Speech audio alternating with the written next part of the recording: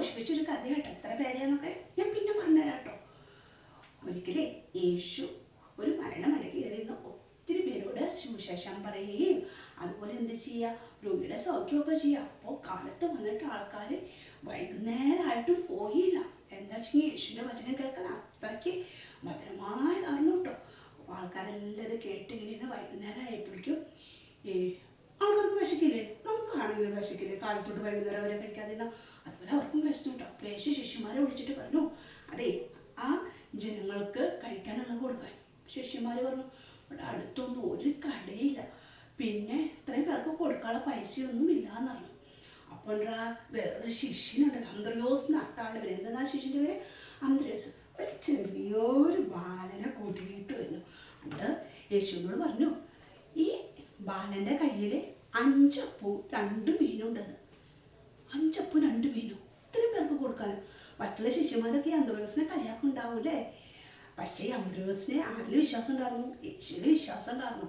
യേശു എന്തെങ്കിലും ഒരു അത്ഭുതം ചെയ്യുന്നു കേട്ടോ. അതുപോലെ തന്നെ സംഭവിച്ചു. യേശു എന്ത് ചെയ്തു? ഈ അപ്പവും മീനും എടുത്തിട്ട് പ്രാർത്ഥിച്ചിട്ട് പറഞ്ഞു, ഇതെല്ലാവർക്കും പങ്കിട്ട് കൊടുക്കാം. എല്ലാവർക്കും എന്തു ചെയ്തു? ഈ അപ്പവും മീനും പങ്കുവെച്ച് കൊടുത്തു. എല്ലാവരും വയറ് നിറച്ച് കഴിച്ചു കേട്ടോ. കഴിച്ചിട്ട് എല്ലാവരും ഹാപ്പി ആയിട്ട് എന്ത് ചെയ്തു? തിരിച്ചു പോയി. തീർന്നില്ല. യേശു പറഞ്ഞു, ബാക്കിയായതെല്ലാം ഓരോ കൊട്ടയിലാക്ക്. അപ്പോൾ എല്ലാവരുടെ കയ്യിലും ഈ 12 ശിശുമാരെ യേശു 12 കൊട്ട നിറച്ചെടുത്തു. അപ്പോൾ ശിശുമാർക്കൊക്കെ വീട്ടിൽ കൊണ്ടുപോകാനും ബാക്കി. അപ്പോൾ തലയിൽ കൊട്ടയൊക്കെ വെച്ചിട്ട് അവർ സന്തോഷത്തോടെ വീട്ടിൽ പോയിട്ടുണ്ടാവും അല്ലേ.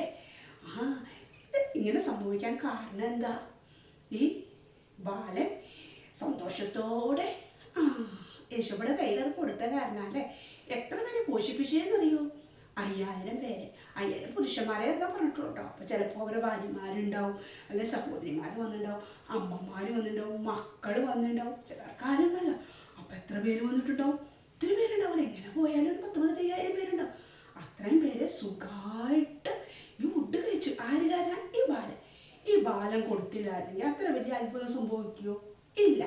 അപ്പം നമ്മൾ ഇന്ന് എന്താ പഠിക്കേണ്ടത്? 2 പാഠം. ഒന്ന് അന്ത്രയോസ് യേശുവിനെ വിശ്വസിച്ചിട്ട് എന്ത് ചെയ്തു? ഈ ബാലനെ വിളിച്ചുകൊണ്ട് വന്നിട്ട് അവിടെ നിർത്തി. രണ്ടാമതെന്താ? ഈ ബാലൻ സന്തോഷത്തോടെ ഈ അപ്പം കൊടുത്തു. ഞാൻ കൊടുക്കില്ല എന്ന് പറഞ്ഞു? ഇല്ല.